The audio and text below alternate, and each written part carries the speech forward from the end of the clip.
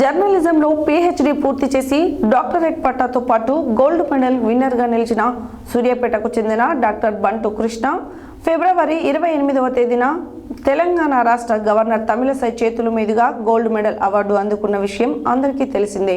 అయితే డాక్టరేట్ పట్టాతో పాటు gold medallist కూడా కావడంతో ఆనాటి నుండి అరుదైన ఘనత సాధించిన డాక్టర్ బంటు కృష్ణను రాజకీయ నాయకులు, అధికారులు, అనధికారులు, స్నేహితులు, ఆత్మీయులు, బంధువులు ఘనంగా సన్మానించారు.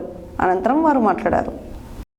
జర్నలిజంలో పీహెచ్డీ పూర్తి చేసిన డాక్టరేట్ పట్టాతో పాటు గోల్డ్ మెడల్ విన్నర్గా నిలిచిన సూర్యాపేటకు చెందిన డాక్టర్ బంటు కృష్ణ ఫిబ్రవరి 28వ తేదీ నాటి తెలంగాణ రాష్ట్ర గవర్నర్ తమిళసై చేతుల మీదుగా గోల్డ్ మెడల్ అవార్డు అందుకున్న విషయం అందరికీ తెలిసిందే.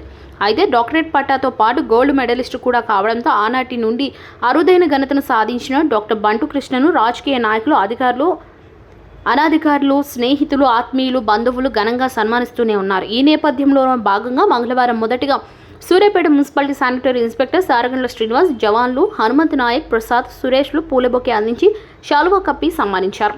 తదుపరి చార్మినార్ ఎక్స్ప్రెస్ సూర్యాపేట జిల్లా ప్రతినిధి వెంకటేష్, ఎన్టీవీ రిపోర్టర్ బత్తుల మల్లికార్జున్, శ్రీనివాస్, యాకయ్యలు శాలువా కప్పి ఘనంగా సన్మానించారు. తదనంతరం సూర్యాపేటకు చెందిన సీనియర్ ఆర్టిస్ట్ మన్సూర్ ఫ్లెక్సీ యాజమాని మన్సూర్ బాయ్, జానీ, జమీల్, జహీర్ బాయ్లు ఘనంగా సన్మానించి స్వీట్లు పంచారు.